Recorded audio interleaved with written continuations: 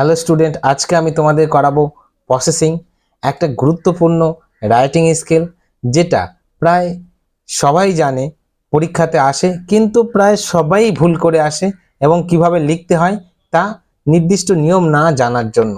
তো আজকে তোমরা আমার সঙ্গে থাকো, খুব সহজেই তোমরা বুঝতে পারবে কিভাবে প্রসেসিং করতে হয়। প্রত্যেকটা লাইন, প্রত্যেকটা স্টেপ বাই স্টেপ আমি বুঝিয়ে দেব। আজকে আমার এই ছোট্ট ক্লাসটা করবার পর আশা করি তোমাদের আর কোনো সমস্যা থাকবে না কোনো প্রসেসিং বা ফলো চার্ট করতে। তোমরা সবাই জানো ওখানে পয়েন্ট দেয়া থাকে, সেই পয়েন্টগুলোকে বেস করে তোমাদেরকে লিখতে হয়। তো এই পয়েন্টগুলোকে তোমরা কিভাবে ইউটিলাইজ করবে, কিভাবে কাজে লাগাবে, সেই সিস্টেমটাই আমি তোমাদের দেখাবো।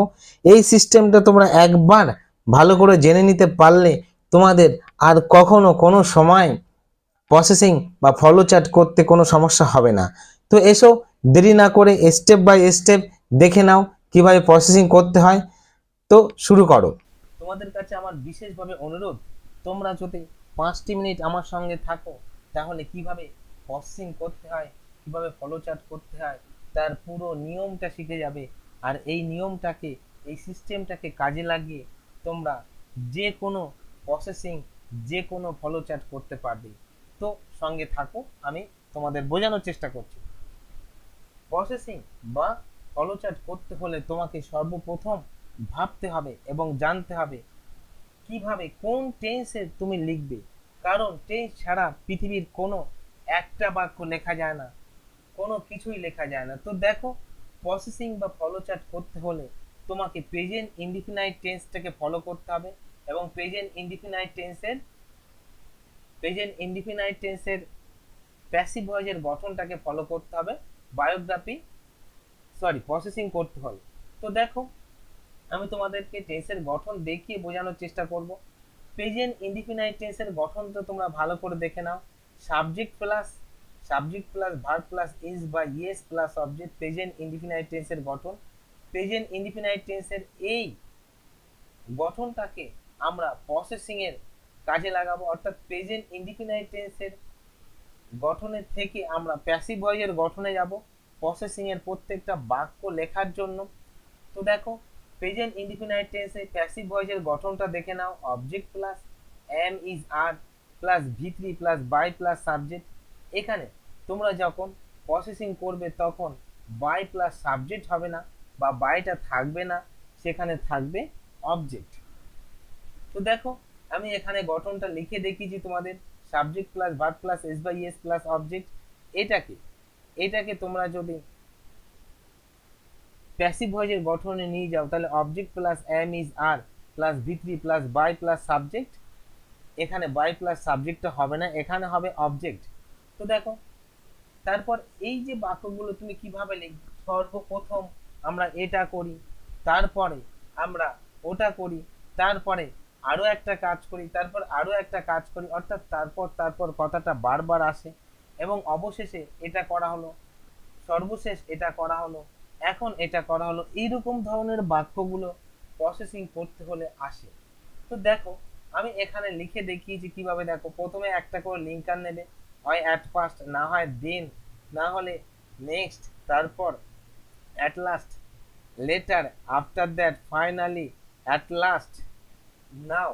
এতগুলো লিঙ্কারের মধ্যে একটা নেবে, তারপর অবজেক্ট নেবে ইজ আর আর, অর্থাৎ এই যে অবজেক্টটা প্লুরাল নাম্বার বা সিঙ্গুলার নাম্বার সেটার উপর নির্ভর করে ইজ আর আর এই দুটোর মধ্যে থেকে একটা নিতে হবে। তারপর ওই যে হিন্টস বা পয়েন্টস এর মধ্যে দেয়া যে ভার্বগুলো আছে সেই ভার্বগুলোর ফার্স্ট পার্টিসিপেল ফর্ম অর্থাৎ 3 নম্বর রূপ নিতে হবে। তারপর কি করতে হবে, বাই প্লাস সাবজেক্ট, অর্থাৎ এখানে বাই প্লাস সাবজেক্টটা হবে না, এখানে কি হবে, অবজেক্ট নিতে হবে। যদি সাবজেক্ট থাকলে সাবজেক্ট, যদি সাবজেক্ট না থাকে তাহলে অবজেক্ট করে নেবে এখানে। তো দেখো, এই যে পয়েন্টগুলো দেয়া আছে, এই যে হিন্টস গুলো দেয়া আছে, এই হিন্টস এর মধ্যে থাকা ভার্ব গুলো তোমরা দেখে নাও কি আছে। প্রথমে আছে কি, প্রথমে আছে ড্রয়িং, এই ড্রয়িংটা ভার্ব। দ্বিতীয় পয়েন্টের মধ্যে আছে গেটিং স্যাংশন, অর্থাৎ স্যাংশনটাই ভার্ব। তারপরের পয়েন্টে আছে কি, এনগেজিং, অর্থাৎ এনগেজটাই ভার্ব। তারপরটা আছে স্টার্টিংটাই ভার্ব।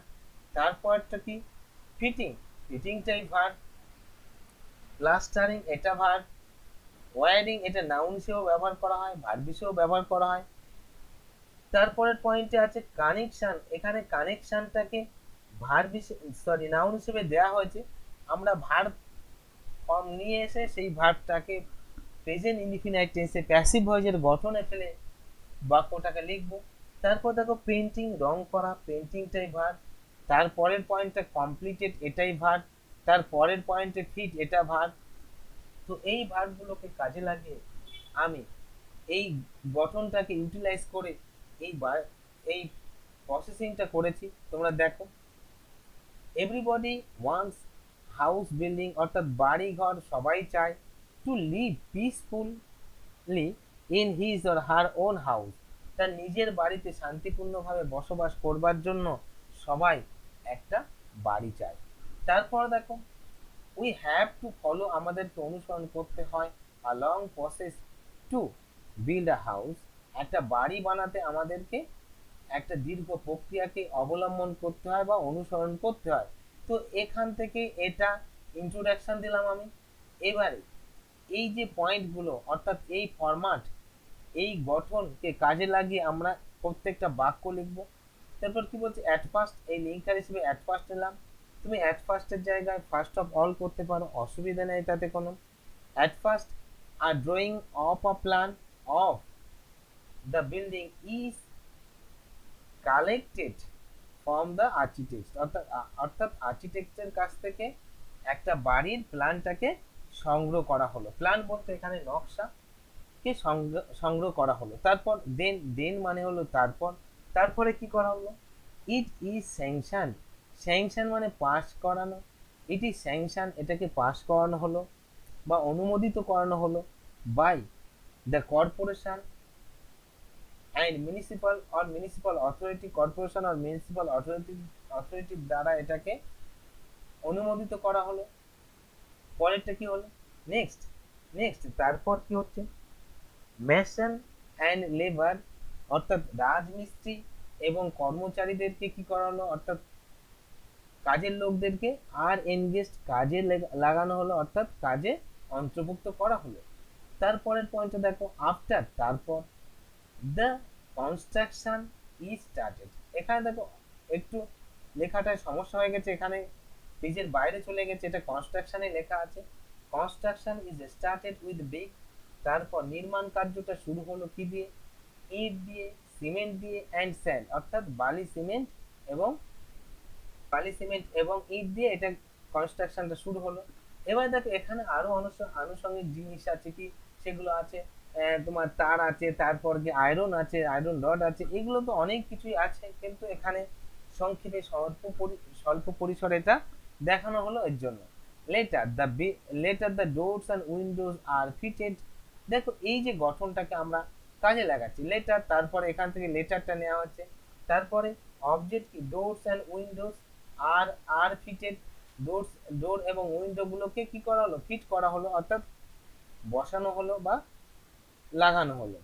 আফটার দ্যাট তারপর, ওয়ালস অর্থাৎ দেয়ালগুলো আর প্লাস্টার, দেয়ালগুলো প্লাস্টার করানো, অর্থাৎ দরজা জানালা লাগানোর পর দেয়ালগুলোকে প্লাস্টার করানো। দেন, দেন মানে হলো তারপর, electric wiring is done, electric wiring বলতে অর্থাৎ ইলেকট্রিকের তারগুলো যে কানেকশন করানো হয় সেই কানেকশনগুলোকে করানো হলো। অ্যাট লাস্ট অবশেষে কি করানো হলো, the electric and water connections are fixed, অর্থাৎ কারেন্টের তারগুলো অর্থাৎ ইলেকট্রিক যে তার সেই তারগুলোকে বসানো হলো এবং জলের লাইনটাকে সম্পূর্ণভাবে যুক্ত করা হলো। অর্থাৎ জল সরবরাহ, তোমরা জানো বড় বড় বিল্ডিং এ কি করা হয়, উপরে কোনো ড্রাম বসানো থাকে, তার থেকে জল নিচে সাপ্লাই দেওয়া হয়। তারপর লাইনটা দেখো, ফাইনালি, ফাইনালি অর্থাৎ অবশেষে, the walls are painted beautifully, wall এই দেয়ালগুলো আর পেইন্টেড, দেখ এখান থেকে আমি পয়েন্টগুলোকে নিচ্ছি।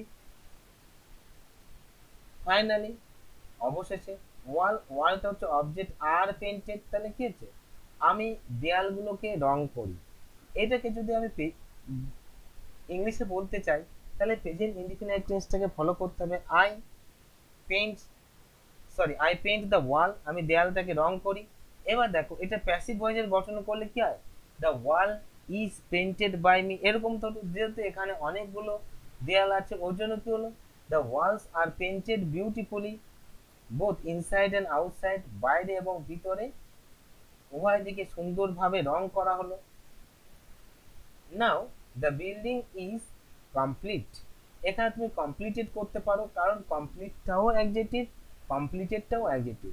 এখন বিল্ডিংটা সম্পূর্ণ হলো and fit for living peacefully, এবং শান্তিপূর্ণভাবে বসবাসের জন্য উপযুক্ত হলো।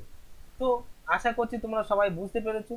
যদি ভালো লাগে তাহলে চ্যানেলটাকে লাইক করো, শেয়ার করো এবং সাবস্ক্রাইব করো।